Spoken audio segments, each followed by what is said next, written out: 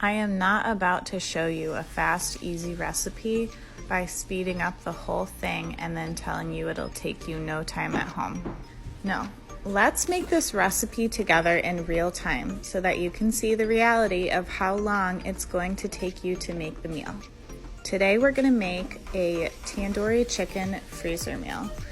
Please excuse the claps.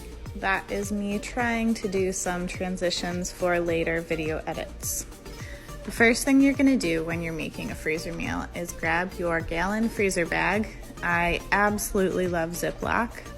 And then you're gonna label it. Now, if you want, you can add the cooking directions for the day that you're gonna cook it, or you could just write the name of the recipe. I promise you're going to want to label the bag. I used to think, oh, I'll remember what this was, and then there's always a couple of mystery dinners in my freezer when I forget to label or don't take the time to do it.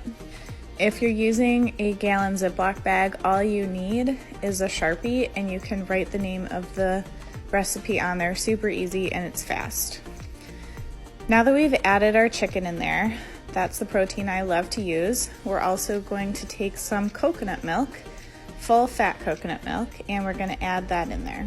I have heard people mention in the past that they have struggled with using coconut milk in the slow cooker or in the crock pot, but every time I've used it in this recipe, it comes out to deliver a super creamy, delicious consistency, and this is a recipe that we've been making for years and we absolutely love it.